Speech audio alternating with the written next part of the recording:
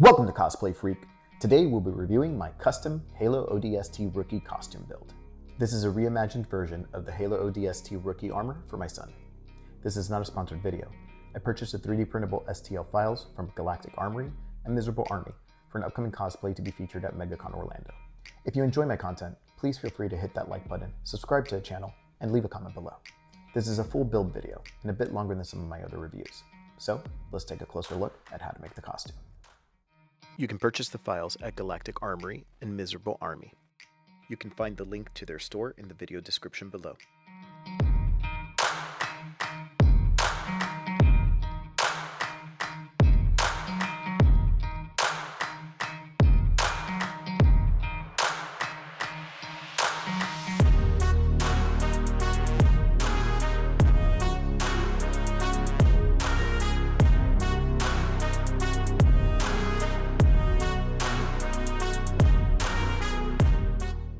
Once you receive the file, you will need to import it into a meshing program like Meshmixer to resize and customize the file.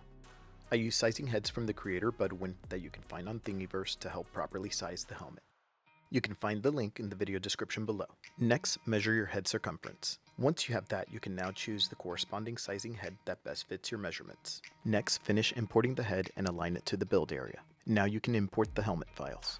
Once imported, begin to align the assembled parts to the sizing head. This will give you a good starting point to begin sizing. I like to then position the helmet so that I can see the eyes of the sizing head matched with the eyes of the helmet. If you do this one piece at a time, it might not align properly. So make sure that all the helmet parts are highlighted prior to resizing. When resizing, keep in mind what the goal of the piece will be. Are you just printing a static file, which will be closer to the dimensions of your head, hence a tighter fit? Or are you seeking to add electronics, lighted eyes, and added padding for comfort, which will require you to have a bit more room for a looser fit that will allow space for these items? It all depends on what you're going for.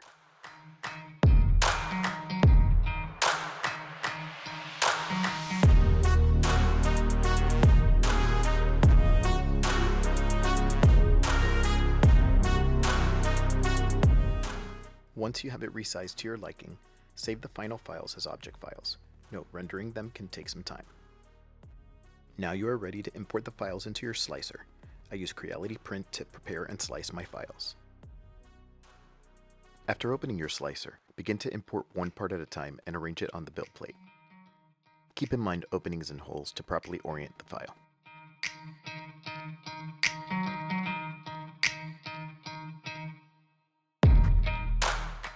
I like to use tree supports to minimize material use. Note, the key to good prints is routine maintenance, temperature control, humidity of the filament, and the filament you use. Most printers today have great settings. Just make sure to choose the correct setting for your filament before slicing. After the file is imported, oriented, and sliced, you can then export it as a G-code file, which is what your printer will read and use to print the file. I like to print parts separate, as overcrowding your bed can easily cause failures. You would go through the same process to size the rest of the parts for the body.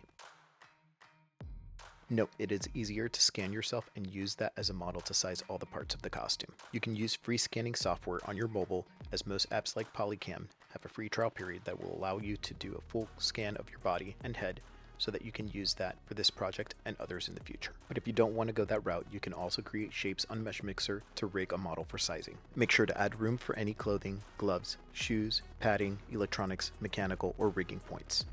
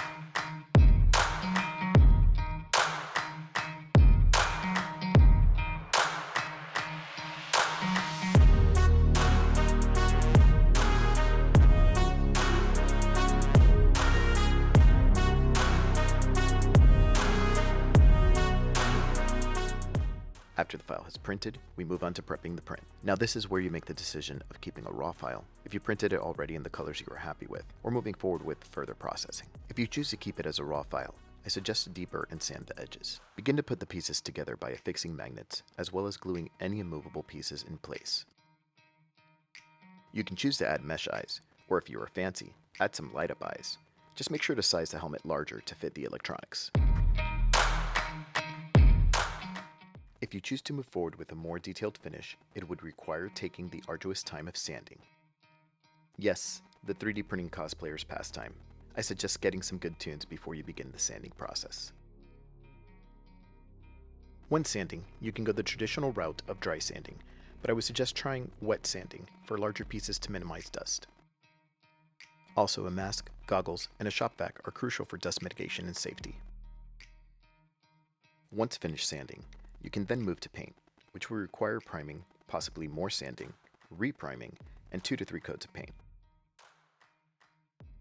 Note, if you mess up on painting or get any scuffs, don't worry, as you can use that as part of the weathering process.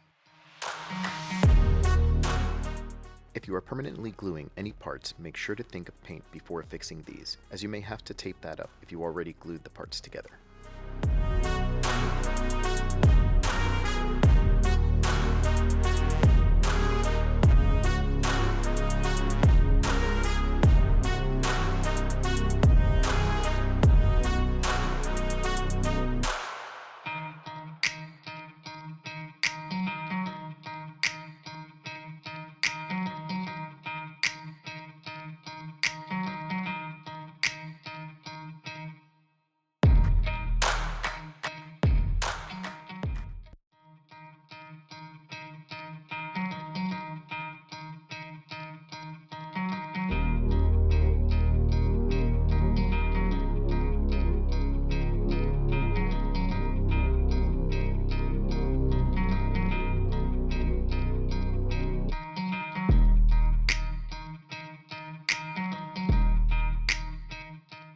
After painting, you can then start detailing, adding shadows, highlights, exposed blemishes for weathering, etc.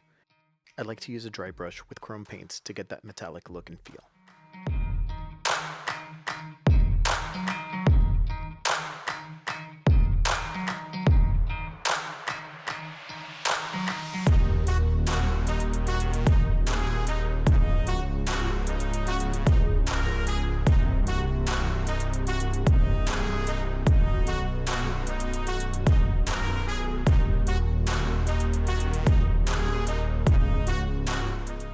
Next, you can move on to rigging the costume. Keep in mind how you will move in the costume. Do you plan to stand all day, or do you want to be able to sit down in the costume? If you plan to be super mobile and able to sit, jump, and dance, then you may have to sacrifice some of the look and feel of the costume. If you plan to stand and pose most of the day, you may be able to get away with less mobility. It all depends on what you plan to do. Note, I do not recommend driving in any costume, as that can be dangerous due to low visibility and mobility. Start with a harness and begin to add parts, working your way down from the torso to the arms and the legs. In some cases, you may have everything rigged to the costume itself. In other cases, the pieces may rig directly to your body or an undersuit. It all depends on the look and feel of the costume. Also think about static props that you plan to add to the costume.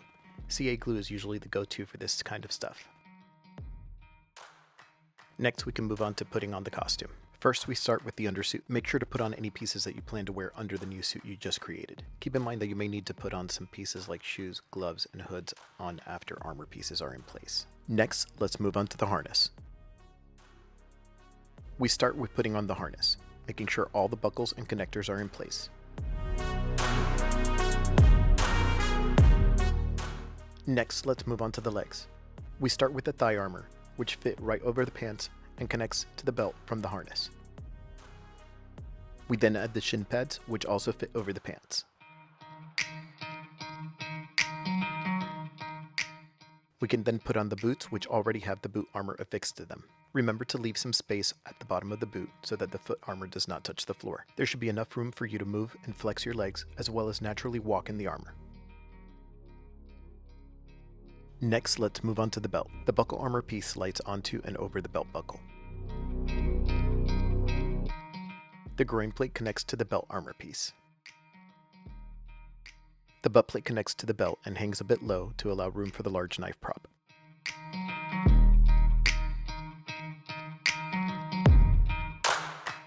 Next, let's move on to rigging the torso. Place the back armor on the shoulders and connect the strapping to the harness to affix it in place. Next, we add the belly armor and connect that to the harness.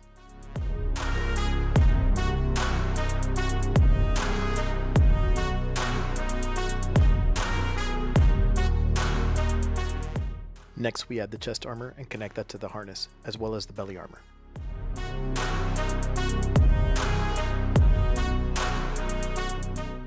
Make sure to affix the side plates to the back armor.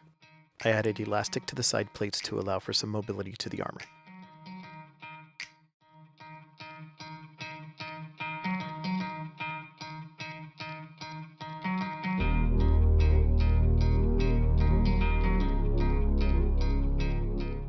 Next, let's move on to the arms. We start with the shoulder and biceps armor, which connect to the harness and wrap around the arm. Next, let's move on to the forearms, sliding them into place. We can then add the gloves to finish the arms.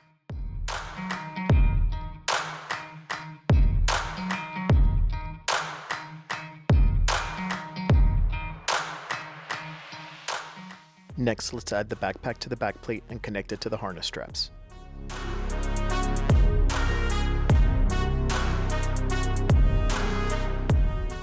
I originally planned to make this a working backpack, but ran out of time, and plan to make another working piece in the future.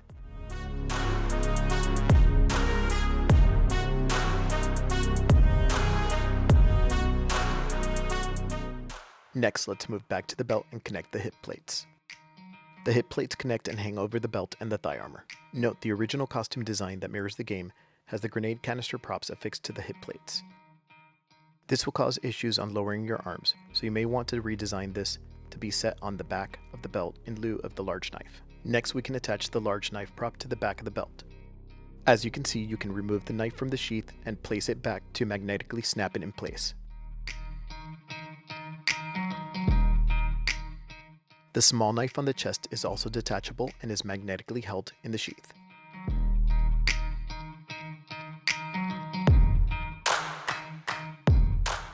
Next, we move on to the helmet. The helmet is a simple bucket design and you can slide it right on. You can add padding to fit it properly so it does not move around. Note, you can make your own lens to the helmet by 3D printing the mold provided in the Galactic Armory file, then using a vacuum former to create the lens. You can also purchase the lens directly from Galactic Armory if you don't have a vacuum former. I will do a separate video on how to create this tool and how to use it to vacuum form lenses and other props. I also added lights to the communicator prop on the side of the helmet. Next, we move on to the props. I added magnets to the thighs and the gun props so that they can connect directly to the thigh armor. You can also add pouches if desired. I also made magnetic connection points on the sides of the backpack to connect the SMG or handguns when you want them out of the way for walking around the con. As you can see, the costume fits perfectly. The rigging helps keep all the pieces in place. You can move around without it falling apart, and it looks really cool for cosplay or just as a standing piece to add to your collection. Let's discuss some of the strengths of these files. I like the overall design of the files. They are pretty accurate on the parts placement and sizing. I like the options for modularity and customization. Now for some of the weaknesses. There are no strapping connections on the parts. I had to heavily modify parts and add magnets to connect props. Overall, these files are great. Just check this costume out. I love the look and feel of the costume. It's chunky, which is a look I love. It also looks like it just stepped out of a video game. The props are pretty accurate and I made them slightly oversized, as in the game these pieces were originally made for Spartan use. Both designers really thought these pieces out and I applaud them for their efforts. You can see this costume live at MegaCon Orlando this February. I would highly recommend this file if you planned on cosplaying as a Halo ODST Rookie or are a diehard fan looking for a unique piece for your collection. If you don't have a 3D printer and are looking for physical printed helmets and props, go check out my Etsy store and I'll be more than happy to help you get started on your cosplay adventure. I give these files 4.5 out of 5 stars. Well, that's it for today. Thank you for watching this video and keep an eye out for us at MegaCon Orlando. Until next time, my cosplay freaks, I'll see you in the next one.